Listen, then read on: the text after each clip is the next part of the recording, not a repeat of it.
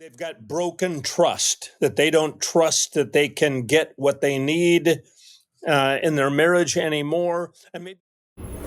Welcome to Marriage Rehab, exposing narcissistic and emotional abuse. I'm Dr. David Hawkins, your host and director of the Marriage Recovery Center. With me is Jonathan Glover. Of course, instead of Dr. Hawkins Reacts, we're going to put Katie in the hot seat. That's right, our very own Katie Buckley, producer of this podcast and our client care manager, program manager at the Marriage Recovery Center.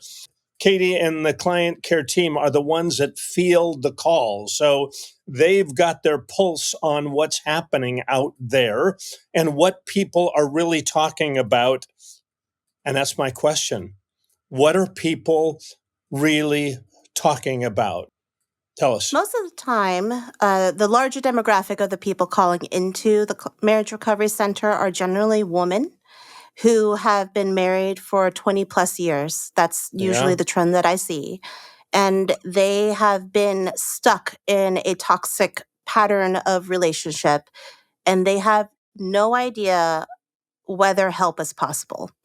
They have tried getting help before, whether it's through their pastor, if they come from a faith background, or from other licensed professionals who don't have a clear understanding of what emotional abuse could look like.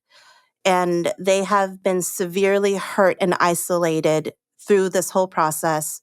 They are very unsure about the ability to move forward. They're looking to us to give them some clarity on how to look at their relationship and whether it's something that could be saved.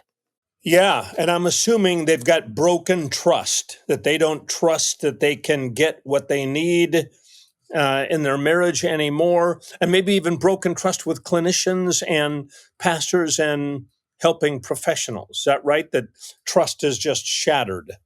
It's shattered in such a deep way because it's not just in their ability to see whether the help is possible or if their spouse could be someone that they could trust again. They also lack trust in themselves in making the right decision moving forward because there's so much riding on them. They may have children that are involved. They are looking at a place of vulnerability. If I'm going to go down this path, what will that look like? Will I be sent to the streets? Will I be isolated even further? Will I get the support that I need? How vulnerable could I be? And what's the right thing to do? The most successful clients that I've seen go through the Marriage Recovery Center is the space that they give themselves to work on their own well-being. If someone's calling in and the viewpoint is very much on the husband and all the things that he has done wrong, and she's hyper fixated on that getting resolved for her to be a healthy person, and that's the obstacle from her getting the help that she needs, then there's almost an indifference to her own care. And if there is space that she holds for herself to go, I have been abused, I have been betrayed, I need tools to be able to resolve all of those deep wounds that I have, that sets her up to be able to look at the relationship, look at her partner with clarity on, now that I'm a strong person, what are the steps that I want to take? I'm coming from a place of healthiness, not from a place of reactiveness from his behavior.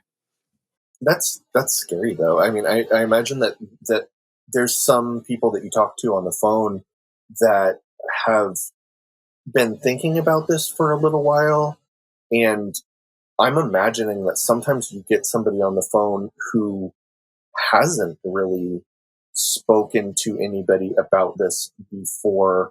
What's that experience like? And what would you say to those callers? Most common thing that I've heard on the phones is, you don't know my story because you've never heard something like this before. And I hear that because that experience that they have lived through is so deeply personal, and they have been told time and time again that their story is not to be believed or their story is not true. They are overreacting. They have been minimized for years. So to have someone to hear them say, I hear your story and I believe you, is not something that they encounter a lot. So I think the biggest thing for people coming into the Marriage Recovery Center and working with the client care team or anyone in the clinical team is to have the relief of knowing we will hold you and your story and let you express yourself because that story needs to be heard.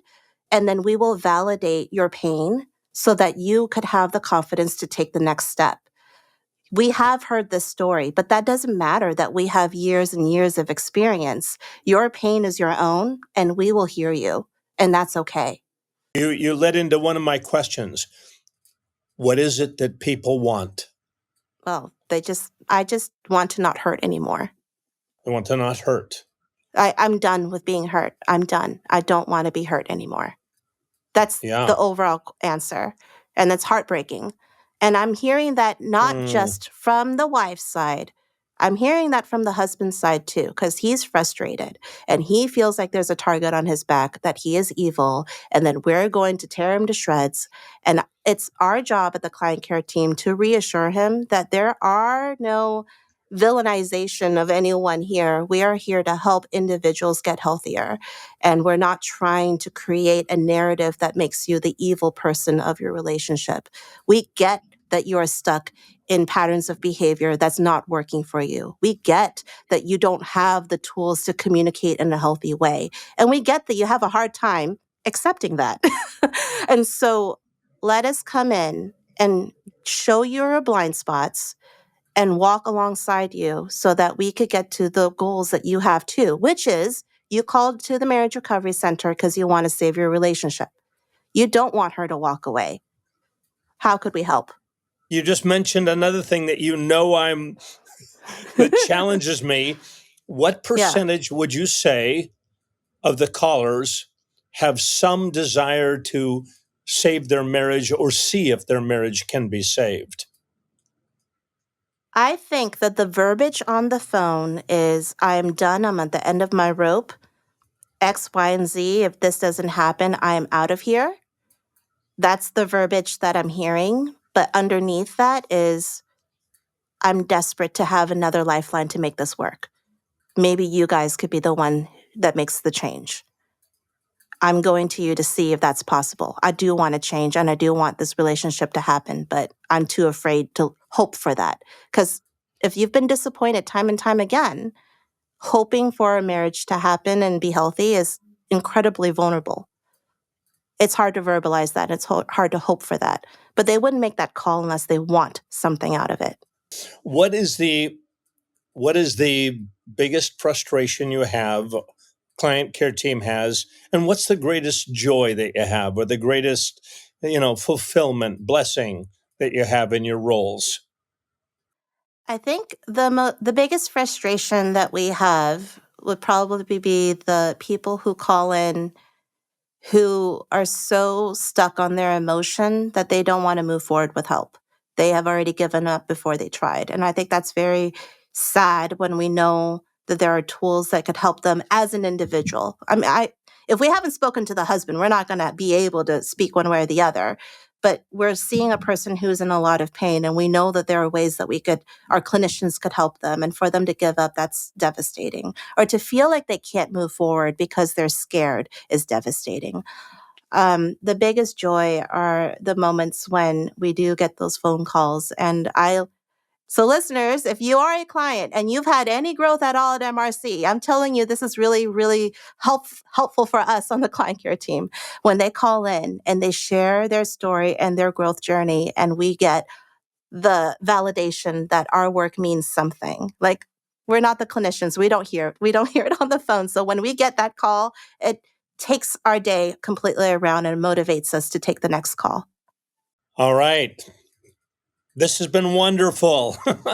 I've enjoyed it. All right, everyone. If you've enjoyed this episode, be sure to subscribe so you don't miss the next one. And if you found today's conversation helpful, we'd love for you to leave a review. Your feedback helps us reach even more people who need support in their relationships. For more resources, or to book a consultation with one of our specialists at the Marriage Recovery Center, visit www.marriagerecoverycenter.com.